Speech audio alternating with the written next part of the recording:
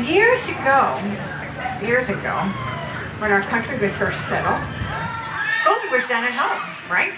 And then as the population increased and they needed schoolhouses, one-room schools, one teacher to teach the students, most of them were white. Now I think you probably remember Huckleberry Finn, and he was very clever at how he had his friends help him with a fence. And do you remember what he used for that fence? Do you remember what it was? Whitewash. Very inexpensive. And that's how the schoolhouses were either left unpainted or they were whitewashed. Well, as time went by, in the 1800s, red iron oxide paint was produced. It was very inexpensive, a lot of red barns. If you've seen any the covered bridges, almost always they're what color? Red, because it was very inexpensive. And herein is the saying, the little what? Red, blue, green, or orange. Little red. And that's why. Okay, so the Mennonites, when they build their schools, the land is usually donated by one of the parents of the children who will attend that one-room school. So it's not really purchased by that. And how about the actual materials? Most of them are framed, and who pays for that? Well, parents have shares, and so much donated to building that school. So where are they built? Well, what happens is that they take a census, and they kind of predict where the population will be necessary to have a school that would be close by. And that's where they build it. All right, I have objects inside my school.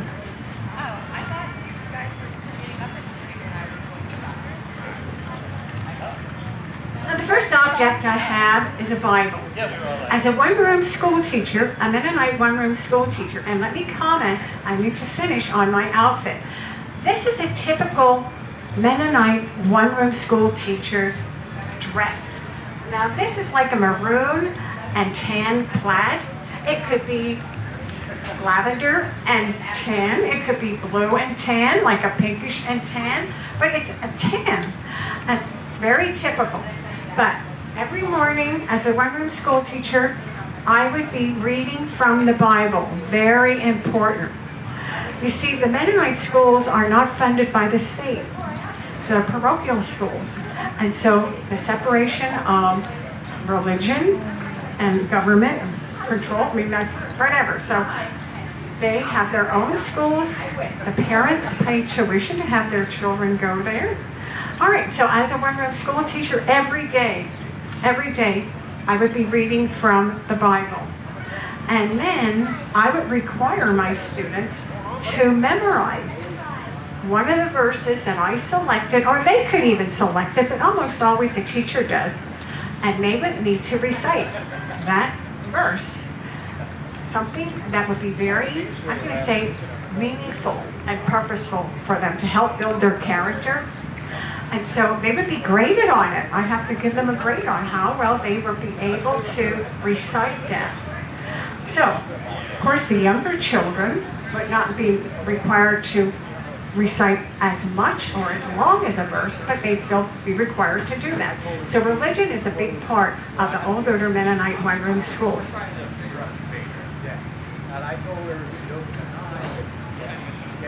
I talked about the construction of the schools. I have this little replica of a church. The schools were built, now remember there's a religious connection here.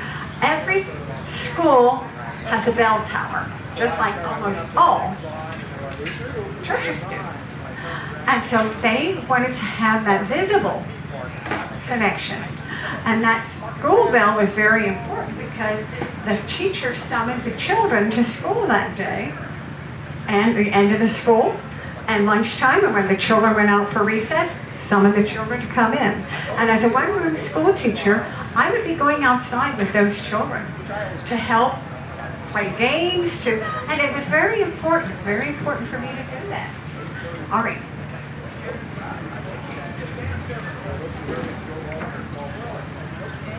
I just wanted to explain, I mentioned earlier that, and Patrick, when he was doing his introduction, talked about the different groups of plain people. And in this area, Kutztown area, we have 3 general groups. The one is called Grothdale. Now the Grothdale Mennonites are the horse and buggy Mennonites. So if you see a horse and buggy Mennonite a carriage, and the Mennonites in the carriage, they're going to be Grothdale Mennonites. Now one step higher on the continuum, so I need you to think of a continuum. Grothdale Mennonites are old order Mennonites, horse and buggy Mennonites, and the way they live and how they dress is typical of what that belief is. One step higher on that continuum are the Horning Mennonites. Now they dress very similarly to the Grothdale Mennonites, only they drive cars, black cars. So horse and buggy, black bumper, black car, and then the next group are the Haldeman Mennonites. Now they're in this area too. And what's the big difference here? Well, because the Haldeman Mennonites have a church that probably looks very much like your church or my church. The Grothdale and the Horning Mennonites is very plain. Inside, you would not see a raised altar. Everyone's on one level. The women sit on one side and then on the other, and they even enter the building that way. Whereas the Haldeman Mennonites building looks very similar to what your might look like, and they have a Sunday school. The other groups do not have Sunday school. That's up to the parents to teach the children and the teacher to help teach values so that they don't need a Sunday school. But the Haldeman, it's a little, let me say more liberal, and their clothing is liberal as well. So I need you to think about that. And that continuum of Old Order Grothdale goes all the way up to New Order Mennonites that have the same beliefs as other Mennonites, except they don't practice them as quite as strictly. I have a very good friend, Mike. He was got a college degree, had a master's degree, was an elementary school teacher, drove a Harley. Practiced the same basic beliefs, but New Order, dressed just like you and I would normally dress. All right.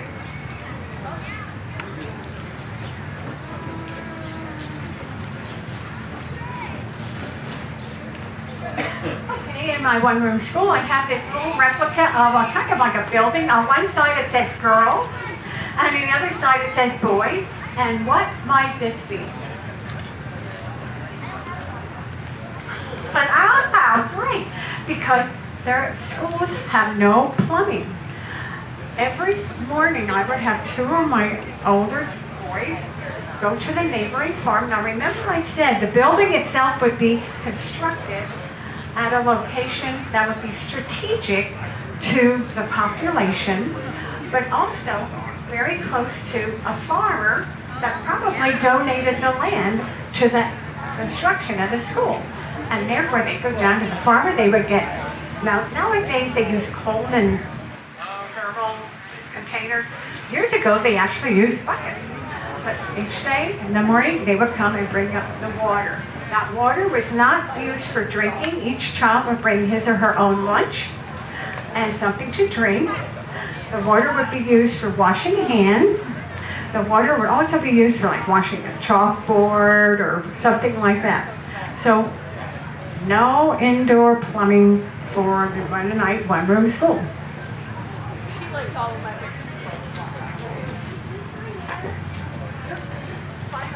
Now, since the 4th of July is coming up very quickly, can't believe it, I decided to have a flag in my one-room school. What do you think? In my one-room school, would there be a flag in the building or not? Okay, not there, just for fun.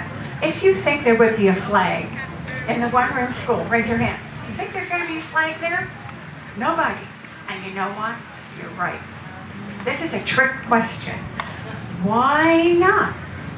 And like almost all schools have a flag. They pledge the flag. The Mennonites do not pledge the flag because they only make pledges to God. They only make pledges to God. So in my one-room school, every morning after I read the Bible, and by the way, we would do a lot of singing, and their singing is amazing. They harmonize, because you know what? My students are required to go to singing school. When they're a certain age, I think it's age 13 to 14, Saturday, they're required in the summer to attend there's one school is designated as the singing school. They must attend, and the men in the community will teach them how to read music and to harmonize. It's amazing. So you notice I said the men would come and teach. Notice I didn't say women. As a one-room school teacher, I would not be teaching the children to go to singing school. I would be the teacher at singing school. Why not? Because in their churches, they have a singing table.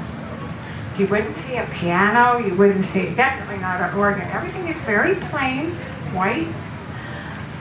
But in the middle of the church, you would have a group of men, always men, who are the singers. And each Sunday they take a turn. And they are the ones who start singing. So the hymnals that they use, it's meant to be, and by the way, in church, they speak all Pennsylvania German. Every once in a while, the minister will start speaking English. If he really wants to make a point, especially to the young people, he'll speak Pennsylvania German and then start speaking English and then go back to Pennsylvania German. I was shocked when I was I go as often as I can just because I'm really curious.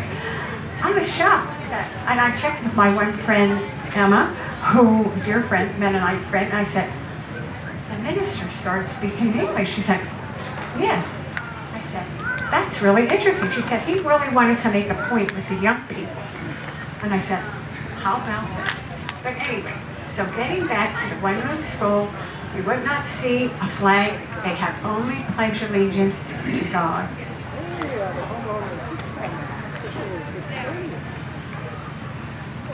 Now I have this chart that I want to make sure I cover all the information as I'm explaining this.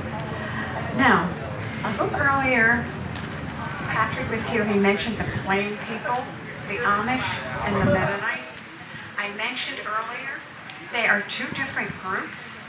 Actually, the originator, the founder of the Mennonite religion, his name was Menno Simons from Switzerland, Germany in 1525. It wasn't until 1693 that the Amish religion became known. Someone by the name of Jacob Ammon, A-M-M-O-N, and his group felt that the Mennonites were too liberal in their dress. Now, I didn't bring any Amish style dresses, or later on I'm going to show you some Mennonite ones of what my children would be wearing in my one-room school, but their dress is completely different, and they have their own schools. It's very interesting. People say, oh, you know what? There's so many roadside stands here in the summer. I went to the Amish roadside stand and I got some beautiful vegetables. No, you didn't. You weren't in the Mennonite food stand. At the Amish food stand, you were at a Mennonite. You would not find the Amish residents, people in this area. They're Mennonites. Now remember, he talked about the continuum. They might be dressed differently, but they're Mennonites. You would need to go south of here, Ephrata. That's where you start seeing the Amish. Their buggies look completely different than the Mennonites do. They have gray. And the Mennonite's buggy is always black. Their dress would be different. They farm using horses, generally Clydesdale horses, pulling their farm equipment. And almost all of the children who attend my one-room school, their parents would also be in agriculture. They would be farmers, but they use tractors with no rubber tires. They have steel wheels. And the reason they have that is because if you have rubber tires, you can go faster. And they don't need to go fast in this society. They can go slowly. Now, it's interesting though, if that tractor is pulling a wagon, almost always that wagon is going to have rubber tires. Very interesting. All right. The building design I talked about is very similar to what the church would be, always with a steeple, just like the church has a steeple, most churches do. To ring a bell, there too. The design is basically no, they wouldn't use brick, that's way too expensive. Just a frame. The Mennonites would build their own schools. They certainly wouldn't hire out anybody. And so the design is very plain. Now they have 2-room, 1-room schools. I'm just thinking, no, wait a minute. This is called 1-room school. Did I hear you right? 2-room, 1-room school? Yes. Because sometimes the population of the area where that school was built has really grown. And so they have added another part to the school. So now they have a 2-room, 1-room school. They have 2 teachers, and almost always they will have a helper, a teacher helper. Each one would have a teacher helper. All right, organization. My students, grades 1 through 8. So each day as a 1-room school teacher, I would be preparing lessons for grades 1 through 8. They would be seated together according to their grade level. And so they don't sit boys on one side, girls on the other. Not the Mennonites, nor the Amish. They sit by grade levels. Every morning I would come up and on the chalkboard I would write what the lessons would be for each grade. So while I'm working with first graders and later on my 6th graders, the 5th graders already know who their buddy is in a younger grade. So if the children need extra help or extra practice, flashcards, whatever, they know what to do. So it's very organized and very efficient. Let's see here. Oh, they do have a school board. Now the children who attend my 1-room school, their parents would be elected to a school board, and that school board is very important because they want to make sure that that school has all the materials that are needed for the teacher to do a good job.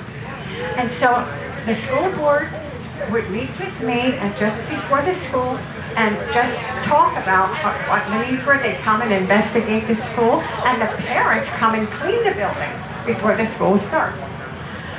The school year. Now in the state of Pennsylvania, does anybody know what's required by law for children to attend school? Anybody know how many days?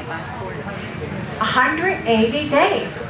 Exactly. And so too must the Mennonites and the Plain people. They must attend 180 days. So when does the school year begin and when does it end? Now remember, the children in my 1-room school, their parents are farmers. Almost all of them. Some of them might have a side, like have a woodworking shop or making furniture on the side, but their primary vocation would be farming. And so, keeping that in mind, when would school year begin? August, September, October? Well, let's see, when is the harvest season? Well, that's probably, they're harvesting now, right? Oats, that's coming in. They're cutting grass for hay for the animals. So, but when does the real harvest begin? Probably in September? But as a 1-room school teacher, remember I said I would meet with a school board?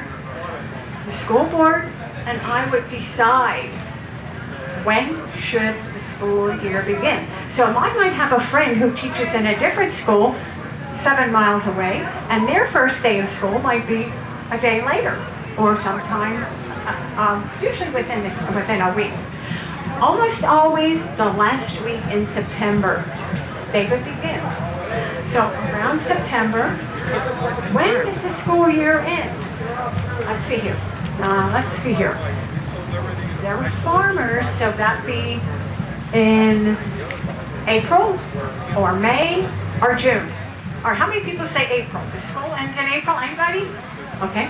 How many say, okay, we have a couple April. How about May? It ends in May? Oh, a couple more people, okay. How about June? Does it end in June? Okay, some people, okay. It ends about middle of the May because there's really getting into the planting then, big time. And so how can they get 180 days in, beginning the last week in August and finishing up middle of May? May 10th is usually their goal, depending how the calendar falls. Why? And that's because they have 1 day off for Christmas. Sometimes they don't have any days off for New Year. They have definitely Good Friday is a holiday.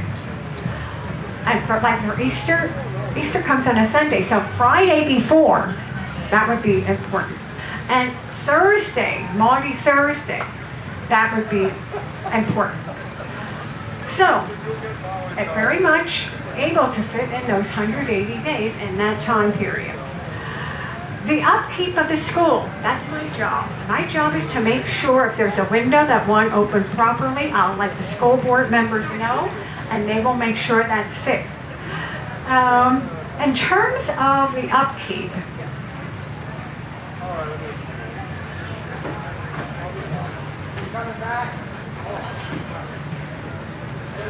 now in my one-room schoolhouse, I have a piece of wood.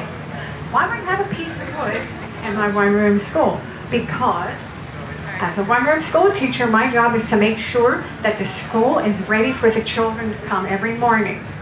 If it's cold, I would have probably wood that was donated by the farmers, by the parents of the children who were in my room, as fuel for the furnace in the basement of the building. So, in the morning I have to come very early, go down, start the fire with the wood, and make sure it's warm enough for the children. On very cold days and over the weekend, probably one of the neighborhood farmers would come up over the weekend and keep the fire going, because they would know that on Monday morning when I get there, it's not going to be warm enough to heat up a building with just me getting there early. But so they work together. They don't use fuel oil. Why not? Way too expensive. They don't use coal. Why not? Way too expensive. And so many of the farmers have woodland, and so that's a perfect source.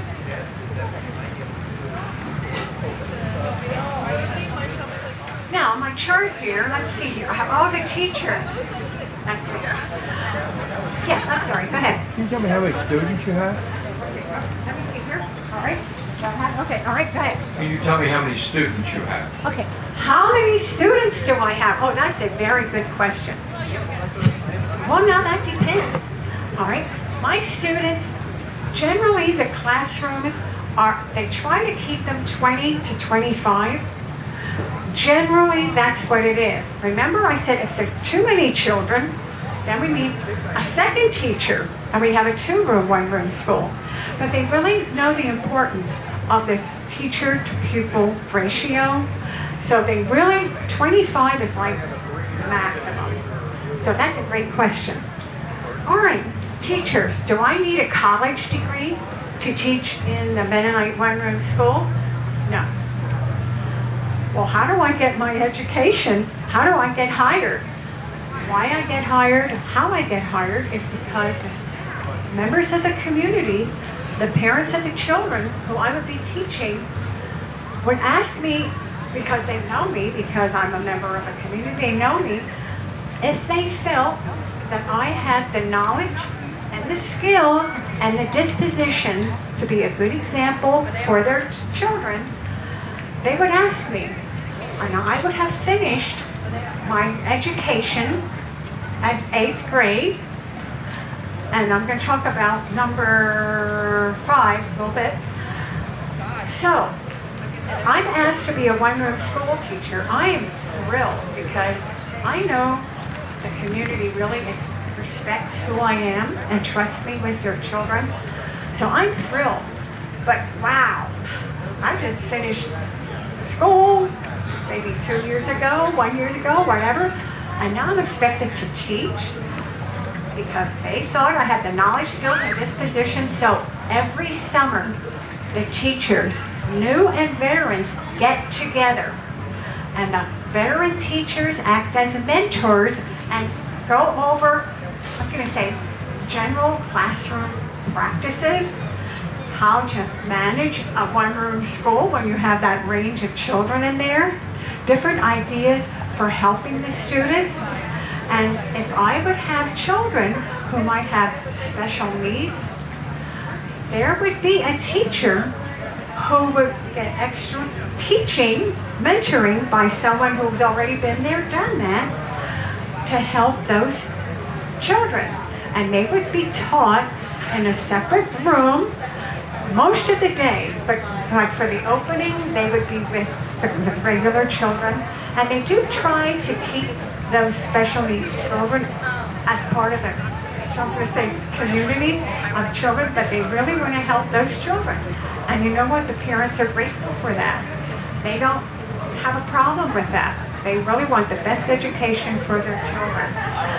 And some of you might be familiar with an intermediate unit. Any teachers in the audience know what I'm talking about. An intermediate unit is has teachers there who are special trained and help different students to learn, whether it's behavioral or, I'm going to say, cognitive skills. And so sometimes if there's an individual who has really unique skills, they will contact the Berks County, in this case it's Berks County, intermediate unit to have someone come and give them ideas and actually work with students. So they really are very attuned to that. So as a one-room school teacher, I have to really know my students very well. So I don't have any formal training, no college degree.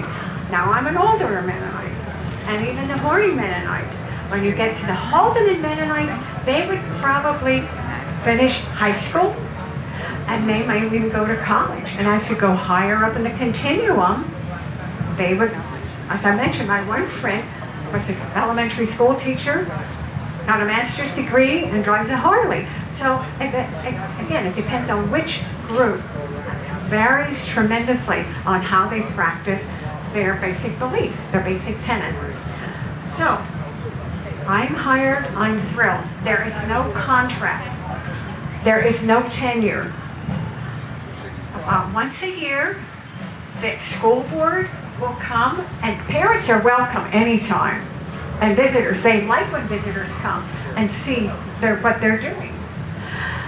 The school board will come and observe, I know when, and there's no written evaluation. They are looking for how well I'm able to manage the classroom, whether I do indeed have the knowledge, the skills, and the disposition to handle difficult situations, how I'm able to just keep the children learning and what they're learning as well. Let's see, the curriculum and the subjects. Reading, writing, arithmetic. Those are the big ones. You're going to say writing. Yes. Now in my one-room schoolhouse, I would have 2 sets of alphabets. One would be in manuscript, that's printing. Underneath that, there would be cursive writing, that's writing. And wait, There's another one I'd have to have 3. Underneath that, I would need to have the German script alphabet. So it's manuscript, cursive, German script. Why? Because their Bibles and their hymnals are in German script. Now I need to make sure that my children know how to read German script. I would not require them to, because if you've ever seen German script, you know it's very involved. No, as long as they can read it, that's what I need to have them do. And I would have books that would be written in the German language. Now, of course, my first and second graders and the kind of skills they would have, they're just learning the regular alphabet, how to write that, and later on in 3rd grade. And by the way, 3rd grade is when my students would learn cursive writing, and they do that. I know nowadays cursive writing is not always taught in the schools. My opinion is very sad because it's losing part of where we were, our history. Just a bias I have, so you can forget I said that, whatever. But I just think it's very important. Should they see, because they need to know, we know, everyone needs to, when they're signing a document, a formal document, may they print their name? No, they want to see a written signature. Very important. Now, would I ever speak Pennsylvania German and speak in Pennsylvania German to conduct my classroom? Absolutely not. My children coming to school must be fluent in English. There's no Pennsylvania German spoken at all.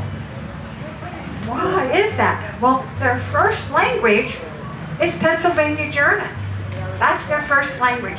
As Patrick was talking about a little earlier, as he explained the different groups and their practices, speaking Pennsylvania German is very important. However, by the time the children are like 3 years old, parents begin teaching their children English. Because they know by the time the children come to school, they must be fluent in English. Very interesting is when I visit the one-room school, the Mennonite one-room school, many times, like during your break time or in the morning, whenever, I'll ask one of the students, "Und was ist dein Name?" And what is your name? Always, they come back in English. "Oh, my name is Harry," whatever. And I say, oh yeah, wie alt bist du? How old are you? I'm 8, or whatever. Always English. Why? Because they believe it's so important that English is the accepted language here.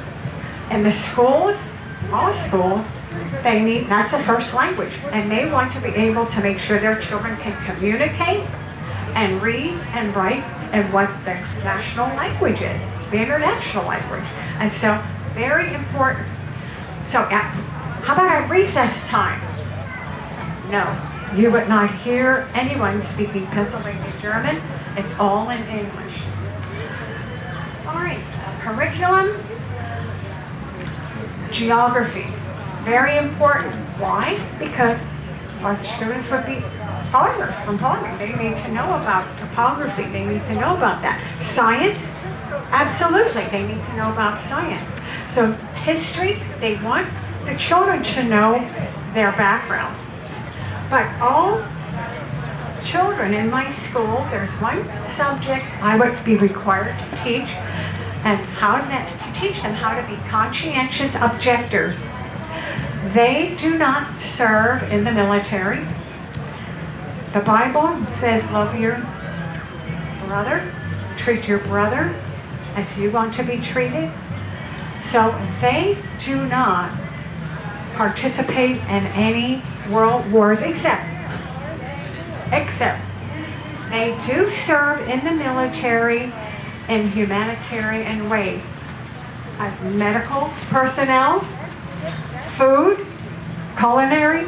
Those are the 2 areas that are non-combative roles, and that's okay. they won't be able to serve in that way only.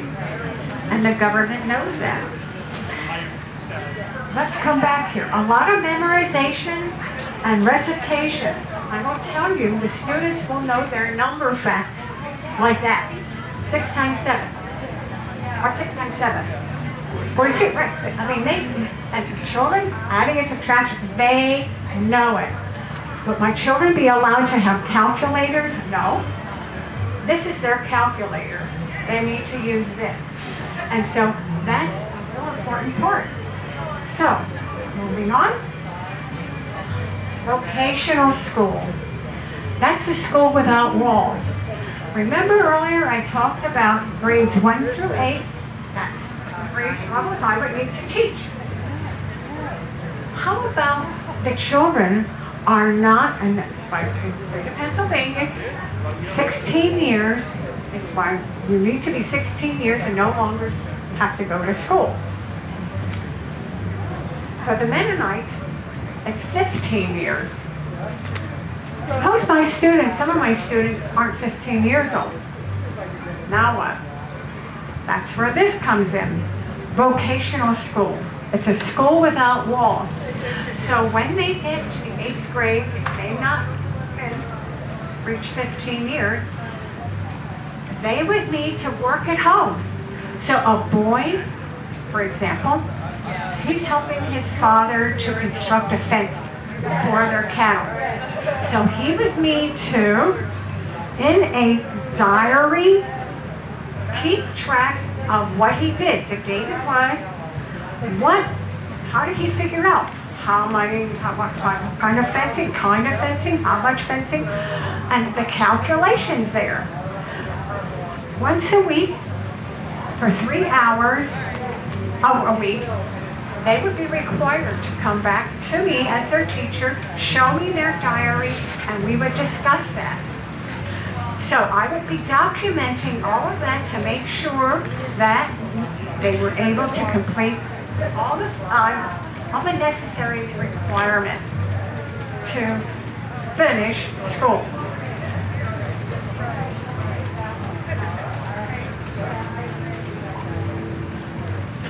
Now the outfit I have on, I remember earlier, if you were here, is a typical Mennonite one-room school teacher outfit. Remember, it has 2 pieces, a vest, that's called like a cape, and then the regular one-piece dress. Do you think one-room school teachers are men? Can men be one-room school teacher? You think? How many people say yes, men can teach? How many people say, nope, this is a woman's job? Hands down. Actually, men can teach. And it's very interesting because I've heard from my connections, there was an excellent young man as a teacher, loved by the students and the parents.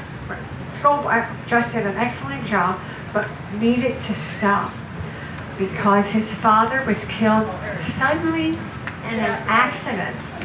And so he was required to be at home to help on the farm.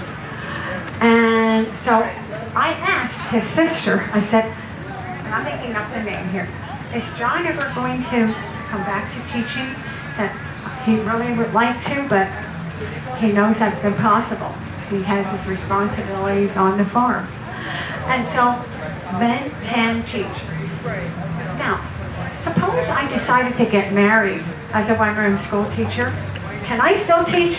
I'm a psych grade. How many people say, yes, I can continue teaching? How many people say, nope, that's it, you're done?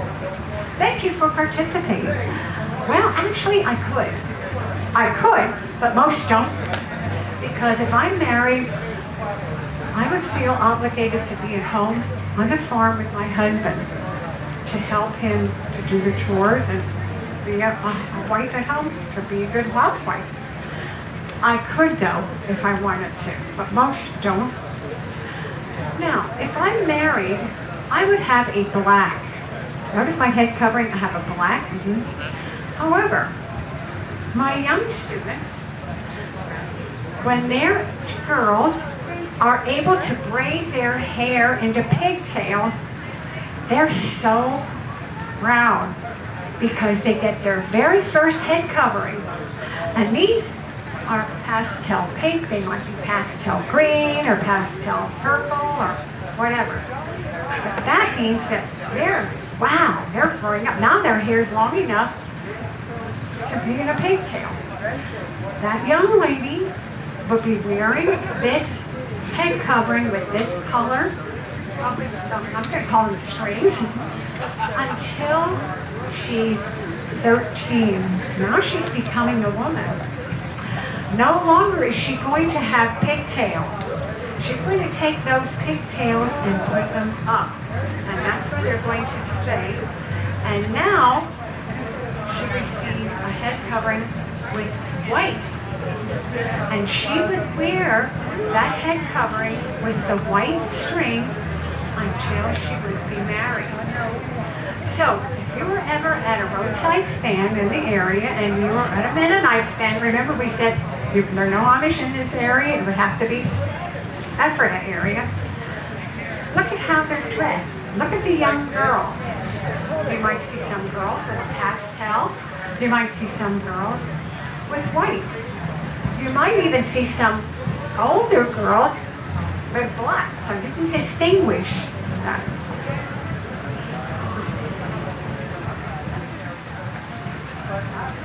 I really need to move along. I tend to talk. You can tell I'm a teacher. Anyway, this would be the outer head covering I would wear to school.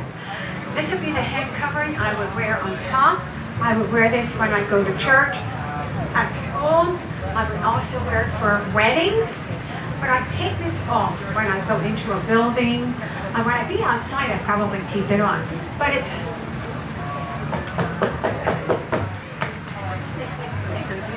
Yes, it's hard. When I be married, I'd be wearing this head covering.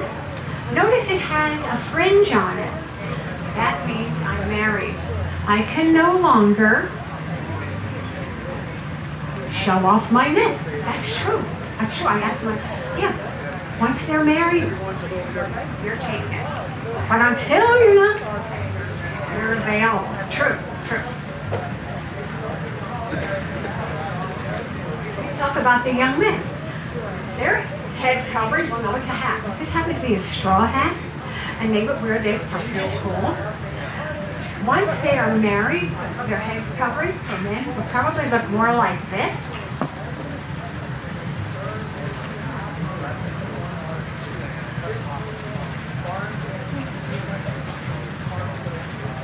The children in my one-room school, the younger girls would have a dress like this.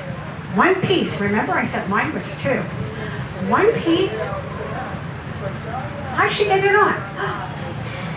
Don't tell anybody.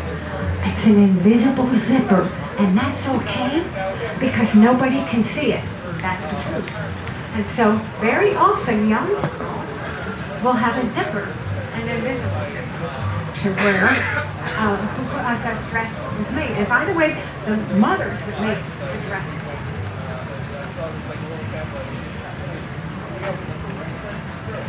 The young girls, as they get older, would have a cape. Remember I said I had a cape. Two pieces. Notice it's more like a print type of fabric. Amish, all plain. Now here we have straight pin. Remember we can use straight pins. I use a straight pin because I'm not good with that. Snaps. Okay, so this is for my young girls.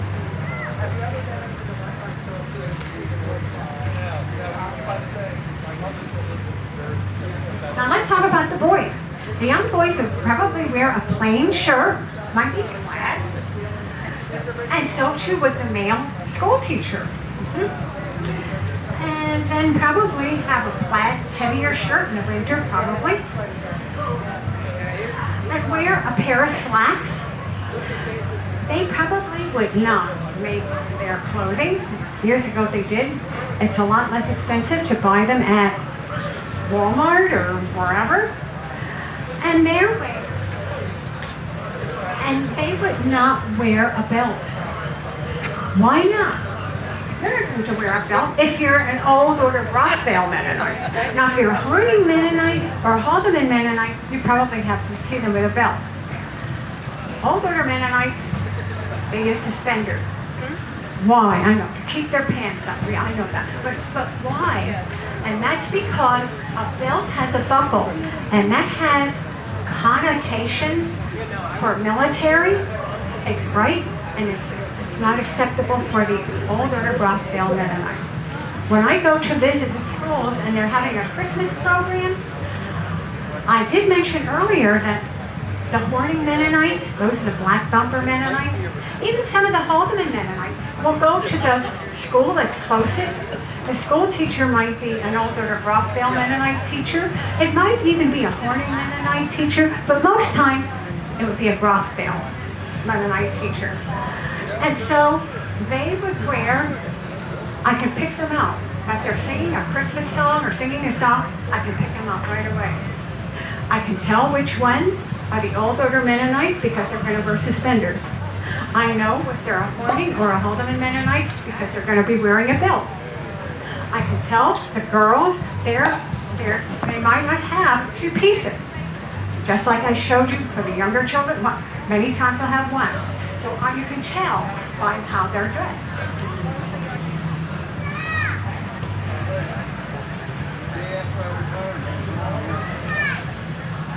Now, just a couple minutes ago, I asked them, what do you think? I'm a one-room school teacher. Am I able to get married? And we agreed, yes, I could. Probably I would not continue teaching because I would feel my obligation would be to my husband at home on the farm, but I could. I thought it would be fun to bring a wedding dress to show you what a wedding dress, what would my wedding dress look like? Well, it's in here. What color is that wedding dress going to be? All right, let's see here. Is it going to be white? Definitely not. That's too worldly. Let's see. Would it be black? That's too dismal. That's okay. How about green? Anybody green? What do you think? Green? Green? Any green? Green? Maybe? Blue? Any blue? Oh, a lot of people blue. Okay. How about purple? Anybody purple? Okay, here we go. Here we go. Always, always, always, always the bride will have a gray. Always gray. So I asked my one Mennonite friend, why is the wedding dress gray? She said, oh, that's white is too worldly and black is way too dismal. And gray, it's always been gray. And that was the explanation I got. But something special happens once that woman that's married, she now has a cape that has a skirt on it. She no longer would have her, what they call the vest, like I have up here. That's another way you can tell I'm not married. I'm married, but I'm wearing this outfit that's not really a married person's design. And from now on, her outfits, her cape would always have a skirt on it. And it's very plain, not in fashion here. And, oh, wait a minute. It has a zipper on it. But you know what? It's okay. Because you can't see it. It's hidden, so it's okay, that's true. So that is the bride's dress. And I thought it would only be fair, since I showed you what the bride would wear, is what would the groom's outfit look like?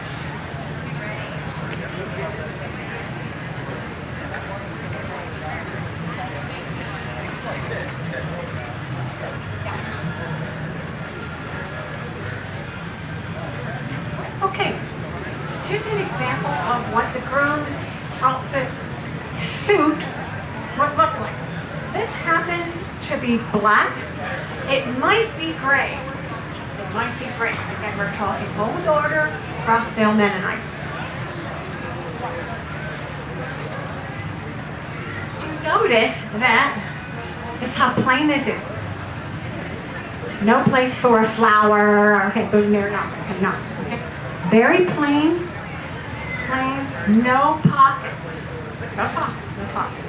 Okay, what else? Oh, a vest. They're really big into a vest. The vest has pockets. That's okay, because you don't see that. Okay, but they can have pockets. Okay, so that's fine. Okay, so let's keep going.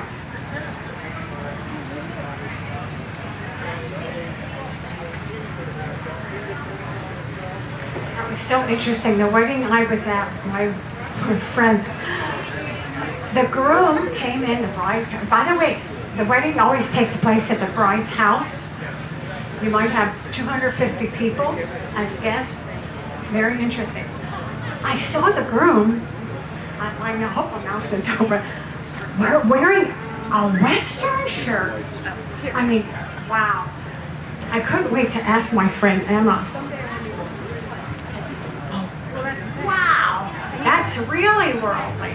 But you know what? It's okay, because that's the last time he's going to ever be able to wear a shirt like this, because now he has to forego all his boyish habits. We're going to be on to manhood now. Many of them just have white, and almost always they have a white shirt. It might be blue. It might be blue.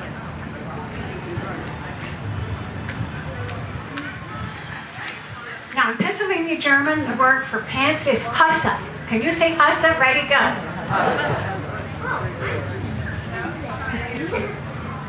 I don't have time to go over all the other Pennsylvania German words. Okay. Notice suspenders. No belt loops. We talked about that before. Always white. The groom would always have white suspenders. Now, if my husband would laugh at this because he was in the Navy, and there are 13 buttons. Well, guess what? If you gotta go, you better go quickly, because we got all these buttons. All these buttons. All these buttons. I'm not gonna open all of them. And then you have more buttons here. So, yes, that's what the groom's outfit would look like. Now, I've given you a lot of information, and I've gone way over my time. And Patrick is being so patient with me as the moderator of the seminar stage. And I'm going to thank you so much for your kind attention. You've been a wonderful audience, and you're participating in all of this. So thank you. Mach's gut, Mr. Clark. Okay, Mach's gut.